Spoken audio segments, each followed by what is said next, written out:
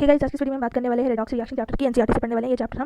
हमने जो चीज़ें कल पढ़ी थी उसको लेकर ही हम ये चीज़ें समझेंगे। तो आपको ये बात समझ जानी चाहिए कि ऑक्सीडेशन और रिडक्शन रिएक्शन हमेशा एक साथ ही होता है। अगर कहीं पे ऑक्सीडेशन रिएक्शन हो रहा है तो इसका मतलब वहाँ पर रिडक्शन रिएक्शन भी होगा। जैसे कि कल हमने एक रिएक्शन देखा था, रेडॉक्स रिएक्शन देखा था, उसमें रिडक्शन भी हो रही थी, ऑक्सीडेशन भी हो रही थी। जैसे कि जब वो कब हो रहा था, जब हमने जिंक रॉड को एक रॉड को जो कि जिंक मेटल की बनी है कॉपर सल्फेट की सोल्यूशन में डाला था, तब उस केस में रिडॉक्स रिएक्शन हो रहा था। मतलब कि ऑक्सीडेशन भी हो रहा था, रिडक्शन भी हो रहा था और इलेक्ट्रिसिटी जनरेट हो रही थी। तो पहला पॉइंट यही है बुक में कि जब भी ऑक्सीडेशन होती है तो रिडक्शन भी साथ में हो रही होती है। ऑक्सीडेशन अगर होगी तो रिडक्शन भी होगी। तो chemistry is essentially study of redox systems.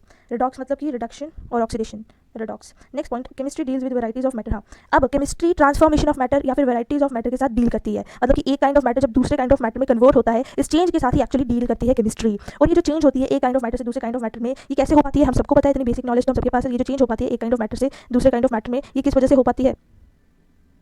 ये चेंज किस वजह से हो पाती है? रिएक्शंस की हेल्प से। उनमें से एक रिएक्शंस के बारे में हमने पढ़ना है इस चैप्टर में, that is redox reaction. Transformation कैसे हो पाती है? हम केमिस्ट्री में किस चीज़ के साथ डील करते हैं? Varieties of matter, transformation of matter, या फिर एक टाइप के मैटर दूसरे टाइप के मैटर में चेंज होने की चीज़ को केमिस्ट्री डील करती है। इस चेंज को जो कि किस वजह से हो पाता है, चेंज कैसे हो पाता है एक मैटर दूसरे मैटर में, एक काइंड ऑफ मैटर दूसरे मैटर में, दूसरे काइंड के मैटर में, रिएक्शंस की हेल्प से। और उनमें से ऐसे रिएक्शंस, इन रिएक्शंस की वजह से ट्रांसफॉर्मेशन हो पाता है मैटर का, जिसके साथ केमिस्ट्री डील करती है। उनमें से एक टाइप के रिएक्शंस के बारे में हमने इस चैप्टर में पढ़ना है, that is redox reaction, redox reaction. तो बहुत सारे फिनोमिना, मतलब कि दोनों बायोलॉजिकल और फिजिकल फिनोमिनास रिडॉक्स रिएक्शन के साथ कंसर्न है। दोनों बायोलॉजिकल भी और फिजिकल भी, दोनों phenomenas are concern with this redox reaction, जिसके अंदर रिडक्शन भी होती है और ऑक्सीडेशन भी होती है। नेक्स्ट पॉइंट, तो ये रिएक्शंस का, इन सब रिएक्शंस का, रिडॉक्स रिएक्शंस का बहुत ही इंपॉर्टेंट एक्सटेंसिव यूज़ है। इन रिडॉक्स रिएक्शंस का क्या फायदा है कि इन सब का एक्सटेंसिव यूज़ है इन सब फील्ड्स में, इन सब वैराइटीज ऑफ एरियाज में, वैराइटीज ऑफ फील्ड्स में रिडॉक्स रिएक्शंस का यूज़ है। These reactions find extensive use in pharmaceutical, biological, industrial और मेटलर्जिकल और एग्रीकल्चरल एरियाज। इन सब different kind of varieties of areas में इन रिडॉक्स रिएक्शंस का यूज़ है। तो ये रिडॉक्स रिएक्शन फालतू नहीं है, इनका यूज़ इन सब जगहों में, इन सब फील्ड्स में है। The importance of these reactions, use क्या है डिफरेंट डिफरेंट एरियाज में इसका यूज़ होता है रिएक्शंस का, रिडॉक्स रिएक्शंस का। और इनकी रिएक्शंस की जो इंपॉर्टेंस है ना, from the fact of that burning of different type of fuels for obtaining energy for domestic transport and other commercial purposes, electrochemical purposes for extraction of highly reactive metals and non-metals, manufacturing of chemical compounds like caustic soda, operation of dry and wet batteries and corrosion of metals within the purview of redox processes। तो आप देखो कितनी ज़्यादा importance है इन reactions की, कितनी ज़्यादा importance है। परव्यू मतलब कि स्कोप कितना है, इन्फ्लुएंस कितना है इन सब रिडॉक्स रिएक्शंस का, रिडॉक्स प्रोसेसेस का कितना इन्फ्लुएंस है, स्कोप है, कितनी इंपॉर्टेंस है। आप देख सकते हो इन रिएक्शंस की कितनी इंपॉर्टेंस है। It is apparent from the fact that burn, क्या क्या इंपॉर्टेंस है, जैसे कि डिफरेंट टाइप ऑफ फ्यूल्स को बर्न करके एनर्जी ऑब्टेन करना, ताकि वो डोमेस्टिक, ट्रांसपोर्ट और बाकी कमर्शियल पर्पसेस के लिए वो एनर्जी यूज़ हो सके, जो कि फ्यूल से बर्न करके, डिफरेंट टाइप ऑफ फ्यूल्स को बर्न करके ऑब्टेन की गई है। वो एनर्जी फिर कितनी अलग अलग जगहों पर यूज़ की जाएगी, डोमेस्टिक पर्पसेस के लिए, ट्रांसपोर्ट के लिए, कमर्शियल पर्पसेस के लिए यूज़ की जाएगी। और इलेक्ट्रोकेमिकल प्रोसेसेस की वजह से किए जाएंगे electrochemical process for extraction of highly reactive metals. जैसे कि इलेक्ट्रोकेमिकल प्रोसेस होंगे ताकि हाईली रिएक्टिव और नॉन मेटल्स को, हाईली रिएक्टिव मेटल्स और हाईली रिएक्टिव नॉन मेटल्स को एक्सट्रैक्ट किया जा सके। इनको एक्सट्रैक्ट करने के लिए भी कितनी इंपॉर्टेंस है रिडॉक्स रिएक्शंस की।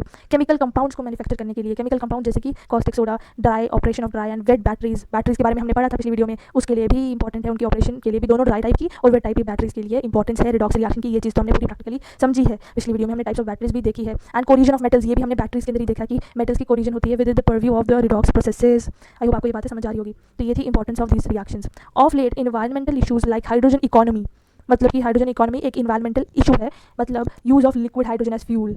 लिक्विड हाइड्रोजन को फ्यूल की तरह यूज़ किया जाता है, ये एक इन्वायरमेंटल इशू है कि लिक्विड हाइड्रोजन को फ्यूल की तरह यूज़ किया जा रहा है। Hydrogen economy is an environmental issue.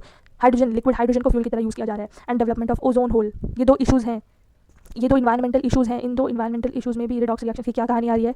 Okay, have started figuring under the redox phenomena. इन दोनों इन्वायरमेंटल इशूज़ को फिगर आउट किया जा रहा है रिडॉक्स फिनोमिना के हेल्प से। इन दोनों इन्वायरमेंटल इशूज़ को फिगर आउट किया जा रहा है, हाइड्रोजन इकोनॉमी और ओजोन लेयर में जो होल हो रहे हैं, इन दोनों इन्वायरमेंटल इशूज़ को फिगर आउट किया जा रहा है with help of redox phenomena. तो बहुत यहाँ पर भी एक इंपॉर्टेंस देख लिया रिडॉक्स फिनोमिना की, रिडॉक्स रिएक्शन की हेल्प से, रिडॉक्स फिनोमिना की हेल्प से हम फिगर आउट कर रहे हैं हाइड्रोजन इकोनॉमी और ओजोन होल जैसे इन्वायरमेंटल इशूज़ को।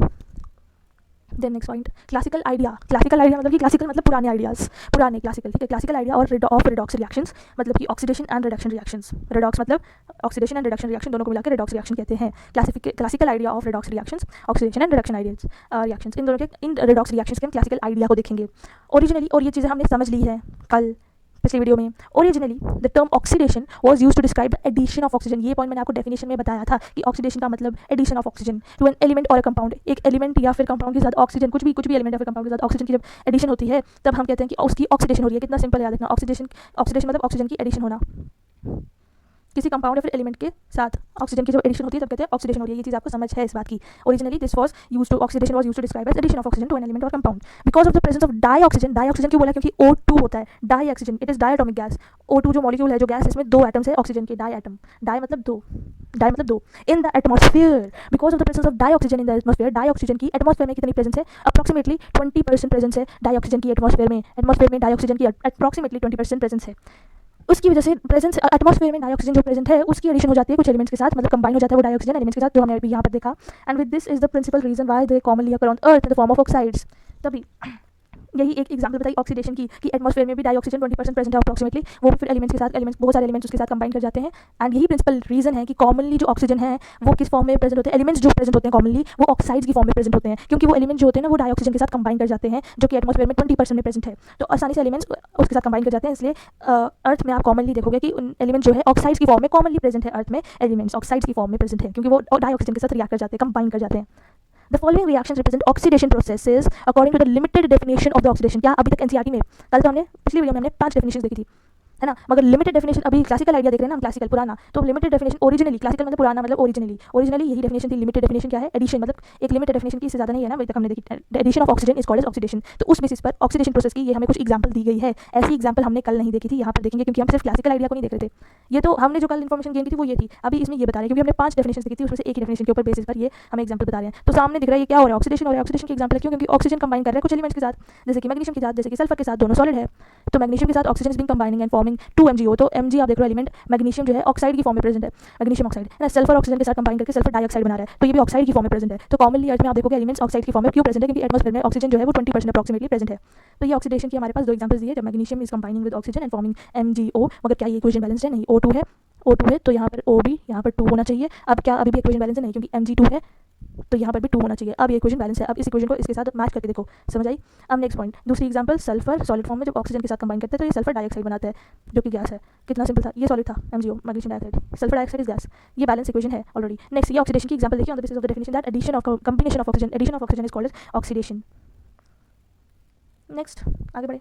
इन रिएक्शंस 8.1 एंड 8.2 ये जो रिएक्शंस देखे हमने अभी दो, the elements magnesium and sulphur are oxidised, वो ऑक्सीडाइज हो रहे हैं, ऑक्सीजन के साथ कंबाइन कर रहे हैं, account of addition of oxygen to them. हाँ ये बात तो सिंपल अभी तो समझाई। सिमिलरली मीथेन, वैसे ही जैसे सल्फर और मैग्नीशियम जब कंबाइन कर रहे थे ऑक्सीजन के साथ, सल्फर और मैग्नीशियम ऑक्सीजन के साथ कंबाइन कर रहे थे, बल्कि ऑक्सीडाइज हो रहे थे, ऑक्सीजन ऐड हो रहा था उनके अंदर, वैसे ही मीथेन CH4 मीथेन, ये भी एक गैस है ना मीथेन, ये भी ऑक्सीजन के साथ रिएक्ट करता है, ऑक्सीडाइज होता है, मीथेन भी ऑक्सीडाइज होता है, मतलब कि इसके अंदर भी ऑक्सीजन ऐड होती है। देखते हैं कैसे, यहाँ पर आओ। CH4 मीथेन जो गैस है ऑक्सीजन के साथ जब कंबाइन करता है, मतलब कि CH4 ऑक्सीडाइज हो रहा है, ऑक्सीडेशन हो रही है ये, मतलब क्योंकि oxygen is being added, oxygen is combining with this CH4 methane and in this process carbon dioxide and H2O is being formed. अब ये चीज़ आपको इक्विलिब्रियम कौन सा चैप्टर था बोला, थर्मोडायनेमिक्स, उसमें मैंने आपको पढ़ाया था। थर्मोडायनेमिक्स में मैंने आपको क्या पढ़ाया था, जब एक ऑर्गेनिक कंपाउंड जब ऑक्सीजन के साथ रिएक्ट करता है तब वो कार्बन डाइऑक्साइड और वाटर बनाता है, तो वही हो रहा है। और मैंने आपको ये भी बताया था उस केस में ये जो कंपाउंड होता है इसको बैलेंस नहीं करते, इसकी ये 1 मोल ही होना चाहिए।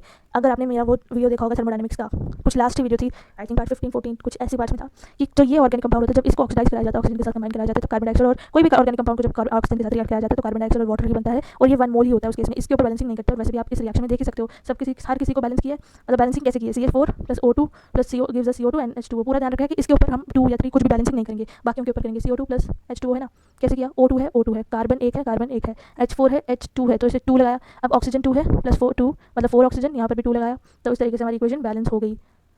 अ careful examination of reaction 8.3 which hydrogen has been replaced by oxygen. अब ध्यान से ऑब्जर्व करोगे अगर आप इस रिएक्शन को, तो हुआ क्या, ऑक्सीजन ने हाइड्रोजन को रिप्लेस कर दिया, मतलब कि CO2 हो गया और हाइड्रोजन वाटर के साथ आ गया, वाटर के फॉर्म में आ गया, मतलब कि ऑक्सीजन ने हाइड्रोजन को रिप्लेस किया, कार्बन डाइऑक्साइड बन गया। सो प्रॉपर्टी केमिस्ट री interpret oxidation in terms of, अब मैंने आपको कल डायरेक्ट बता दिया था, हाँ भाई ऑक्सीडेशन ये है, ऑक्सीडेशन की ये डेफिनेशन है कि ऑक्सीडेशन मतलब गेन ऑफ इलेक्ट्रॉन्स, जो भी ऑक्सीडेशन मतलब कि गेन ऑफ ऑक्सीजन मतलब कि combination of oxygen, and oxidation का मतलब रिमूवल ऑफ हाइड्रोजन, क्योंकि ऑक्सीजन का एडिशन हुआ मतलब रिमूवल किसका हुआ होगा, हाइड्रोजन का, वो तो मैंने सीधा को टिक लगा के बता दिया होगा। मगर यहाँ से इस रिएक्शन को ऑब्जर्व करने के बाद उन्होंने देखा कि ऑक्सीजन रिप्लेस कर देता है हाइड्रोजन को, मतलब ऑक्सीजन ऐड हो जाता है और हाइड्रोजन रिमूव हो जाता है, मतलब कि एक और डेफिनेशन निकाली ऑक्सीडेशन की, इन्होंने एक और डेफिनेशन निकाली ऑक्सीडेशन की, that removal of hydrogen is oxidation. So this is second definition for oxidation, that removal of hydrogen is oxidation. removal of hydrogen कहाँ से, किसी भी सब्सटेंस से, जैसे कि यहाँ पे CH4 से जब हाइड्रोजन को रिमूव किया गया ऑक्सीजन के द्वारा, ऑक्सीजन ऐड किया गया, removal of hydrogen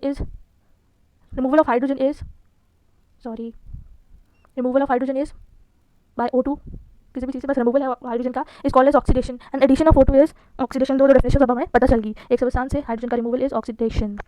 the following illustration is another reaction where the removal of hydrogen के बेसिस पे आपको एक और यहाँ पर रिएक्शन दी गई है, मतलब कि ऑक्सीडेशन की एग्जांपल है। यहाँ पर आपको ऑक्सीडेशन की लिमिटेड डेफिनेशन के बेसिस पे दो एग्जांपल्स दी। कौन सी डेफिनेशन? Addition of oxygen. यहाँ पर भी आपको ऑक्सीडेशन की दो डेफिनेशन, एक डेफिनेशन के बेस पर दो आपको दी गई है रिएक्शंस। किस डेफिनेशन के बेसिस पर? Removal of hydrogen. तो दूसरी आप देख सकते हैं यहाँ पर हाइड्रोजन रिमूव किया जा रहा है, H2S से हाइड्रोजन रिमूव किया जा रहा है, ऑक्सीजन ऐड हो रहा है, हाइड्रोजन रिमूव हो रहा है, तो ये बन रहा है H निकाल रहा है, H निकाला जा रहा है इसमें से, रिमूवल ऑफ हाइड्रोजन हो रहा है। कैसे पता? क्योंकि S अकेला रह गया यहाँ पर और O आ गया हाइड्रोजन की जगह और वाटर बनेगा, क्योंकि यहाँ पर हाइड्रोजन का रिमूवल हुआ है इसलिए सल्फर अकेला रह गया। ये बात आप जानो कि यहाँ पर क्या हो रहा है? ऑक्सीडेशन हो रहा है। क्यों? क्योंकि यहाँ पर हाइड्रोजन का रिमूवल हुआ और सल्फर अकेला रह गया। As a knowledge of chemist grew, it was natural to extend the term oxidation for reaction similar to, इसलिए ऑक्सीडेशन जो टर्म है इसकी डेफिनेशन को बढ़ाया गया। इन जब रिएक्शंस को ऑब्जर्व किया गया इसलिए ऑक्सीडेशन की टर्म जो है इसकी डेफिनेशन को बढ़ाया गया।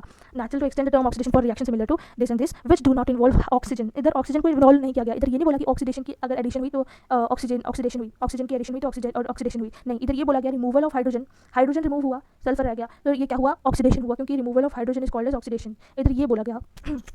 So the oxidation of magnesium with fluorine and chlorine and sulfur etc. occurs according to the following reactions। देखते हैं मैग्नीशियम की बाकी सब चीज़ों के साथ कैसी। मैग्नीशियम की हमने देखी थी ऑक्सीजन के साथ जब होती है रिएक्शन तब ऑक्सीजन ऐड हो जाता है, कंबाइन कर जाता है इसके साथ, मतलब कि addition of oxygen is oxidation. मगर यहाँ पे ऑक्सीजन के अलावा बाकी डाई एटम्स मतलब दो एटम्स वाले एक ही है। यहाँ दो डाई एटम्स के साथ देखते हैं, दो डाई एटम्स, एक डाई एटम नहीं है, उनके साथ जब रिएक्ट करेगा ऑक्सीजन के अलावा बाकी चीज़ों के साथ, जब ये बाकी एलिमेंट्स के साथ जब ये कंबाइन करेगा तब देखते हैं क्या होता है। तो ये आपको एग्जांपल्स दिए। Mg प्लस F2 बन जाता है MgF2, Mg प्लस Cl2 बन जाता है MgCl2, Mg प्लस S बन जाता है MgS। तो आपने ये चीज़ नोटिस की, वहाँ पर था Mg और O2, ठीक है, MgO, ठीक है। अब देखो यहाँ पर क्या ऑब्जर्व किया साइंटिस्ट ने। इनकॉर्पोरेटिंग द रिएक्शंस 8.5 एंड 8.7, इन दोनों रिएक्शंस 8.5 टू 8.7 तीनों रिएक्शंस को इनकॉर्पोरेट करते हैं। देखते हैं क्या ऑब्जर्व किया इन लोगों ने, बुक लिखने वालों ने। Within the fold of oxidation reactions encourage chemist to consider not only removal of hydrogen as oxidation but also removal of, okay. तो यहाँ पर तीसरी डेफिनेशन और ऐड होगी, ऑक्सीडेशन की। अभी तक हमने देखा addition of oxygen is oxidation, removal of hydrogen is oxidation. इन एग्जांपल्स को देखने के बाद ये भी पता चला साइंटिस्ट को, केमिस्ट को, कि हमें सिर्फ यही दो डेफिनेशन नहीं रखनी चाहिए, एक और डेफिनेशन होनी चाहिए, एक और डेफिनेशन दैट इज दिस। खासकर मैं हाईलाइट कर रही हूँ उस चीज़ को, डेफिनेशंस को खासकर हाईलाइट कर रही हूँ मैं। ये है, बहुत ज़्यादा हो गया ये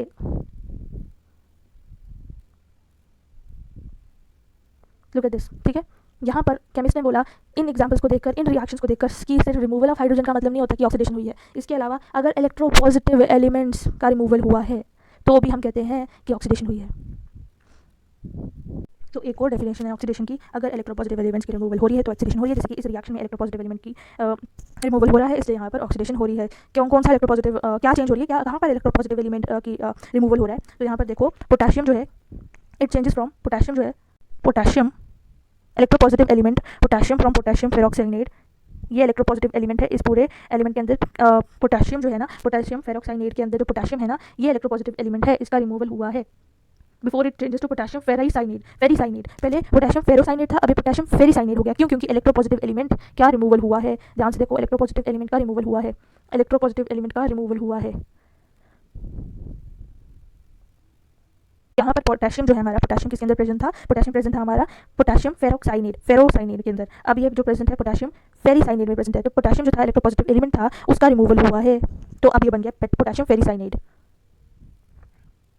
नेक्स्ट बात, to summarise the term oxidation, अब कुल मिलाकर जितने भी हमने डेफिनेशन देखी, 3 डेफिनेशन देख ली, इन सबको समराइज करके एक साथ लिखा गया है। ऑक्सीडेशन इज डिफाइंड एज, अब मैं बाकियों का मेरे को मार्क करना वेस्ट गया क्योंकि सबके सब एक साथ यहाँ पर आ गया, तो स्पेशली इसको रेड पेन से मार्क कर लेना अपनी बुक पर कि oxidation is defined as the addition of oxygen या फिर electronegative element to a substance, मतलब कि इलेक्ट्रोपॉजिटिव एलिमेंट अगर रिमूव हुआ है इसका मतलब इलेक्ट्रोनेगेटिव एलिमेंट ऐड होगा, तो हम बोल सकते हैं कि इलेक्ट्रोनेगेटिव एलिमेंट का एडिशन होना, एक सब्सटेंस के अंदर इलेक्ट्रोनेगेटिव एलिमेंट का एडिशन होना is called as oxidation.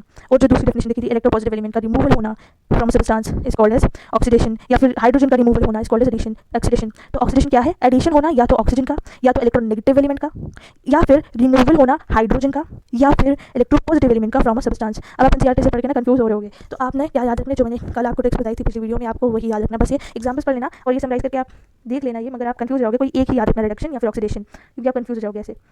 Reduction के लिए भी आपको सारी की सारी आपको डेफिनेशन यहाँ पर एक साथ लिखी गई है। रिडक्शन की भी देखते हैं क्या लिखा गया है रिडक्शन के लिए। In the beginning, reduction starting में ओरिजिनली क्लासिकल आइडिया देखा जाए तो और रिडक्शन को सिर्फ यही माना जाता था कि भाई ऑक्सीजन का रिमूवल हुआ है तो रिडक्शन हुआ है, ऑक्सीजन का एडिशन हुआ है तो ऑक्सीडेशन हुआ है, बस यही माना जाता था। रिडक्शन का रिमूवल हुआ है तो ऑक्सीजन का रिमूवल हुआ है तो रिडक्शन हुआ है, मतलब हाइड्रोजन का एडिशन हुआ है तो रिडक्शन हुआ है, क्योंकि ऑक्सीजन का अगर रिमूवल रिडक्शन है तो हाइड्रोजन का एडिशन रिडक्शन होगा। देख लो, एडिशन ऑपोजिट चल रही है ना, सही बात है। एडिशन ऑफ हाइड्रोजन या फिर removal of oxygen is reduction, या फिर इलेक्ट्रोनेगेटिव एलिमेंट का रिमूवल होना इज रिडक्शन, इलेक्ट्रोपॉजिटिव एलिमेंट का एडिशन होना इज रिडक्शन। कंफ्यूज हो गए कंफ्यूज? अभी नहीं हो, जब लर्न करने पे आओगे तब होगे। तो क्या करना है, कंफ्यूज अगर नहीं होना है तो कोई एक याद रखना, रिडक्शन या ऑक्सीडेशन, जो मैंने ट्रिक्स बताई है उस बेसिस पर। सो इन डेफिनेशंस के अकॉर्डिंग हम देखते हैं, एग्जांपल्स देखते हैं रिडक्शन की। HGO जो सॉलिड है ये बन रहा है HGO plus O2, right side पे ऑक्सीजन लिखा है, मतलब ऑक्सीजन बाहर निकल रहा है, रिमूव हो रहा है, मतलब रिडक्शन हो रहा है।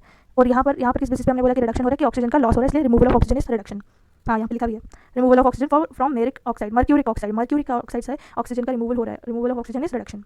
देन यहाँ पर फेरिक क्लोराइड जो है, इसमें हाइड्रोजन ऐड हो रहा है, या तो ऑक्सीजन का रिमूवल या तो हाइड्रोजन का एडिशन इज रिडक्शन। तो यहाँ पर आप सामने देख रहे हो हाइड्रोजन ऐड हो रहा है, मतलब ये रिडक्शन हो रही है। सो removal of electronegative element, electronegative element मतलब कि सामने दिख रहा है, इलेक्ट्रोनेगेटिव एलिमेंट क्या है, यहाँ पर क्लोरीन है, Cl3, अब ये Cl2 बन रहा है, मतलब कि removal of electronegative element chlorine from ferric oxide is क्या रिडक्शन। ठीक है, या तो ये देखो कि हाइड्रोजन ऐड हो रहा है, या तो ये देखो कार्बन Cl3 पहले 3 था, इलेक्ट्रोनेगेटिव एलिमेंट 3 थे पहले, अब वो हाइड्रोजन के अंदर जाके यहाँ से रिमूव किया जा रहा है, हाइड्रोजन के अंदर चला गया, रिमूवल हुआ है इलेक्ट्रोनेगेटिव एलिमेंट का, दैट इज रिडक्शन। यहाँ पर ये मैंने आपको कल भी बताई थी, ये शायद हाँ, ये मैंने आपको स्टार्टिंग में रिडक्शन में बताया था कि addition of hydrogen is reduction. ये एग्जांपल देखिए तो इसमें क्या हो रहा है, HgCl2, यहाँ पे Hg था, SnCl2, addition of mercury to mercuric oxide, पहले Hg था, अब Hd2 हो गया, मेरिक क्लोराइड था, अब इस मेरिक क्लोराइड में एक Hg था, एक और Hg डाल दिया।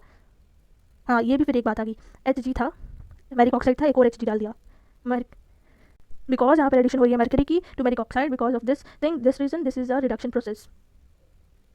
वैसे ही एक और पॉइंट है यहाँ पे कि ऑक्सीडेशन हो रही है, यहाँ पर स्टैनिक क्लोराइड जो है, stannic chloride, it is also occurring because of the addition of electronegative chlorine to it, stannous chloride to stannic chloride, electronegative element पहले 2 थे, अब 2 और ऐड हुए, इलेक्ट्रोनेगेटिव एलिमेंट की एडिशन मतलब कि क्या, इलेक्ट्रोनेगेटिव एलिमेंट की एडिशन मतलब कि addition of electronegative element is called as reduction.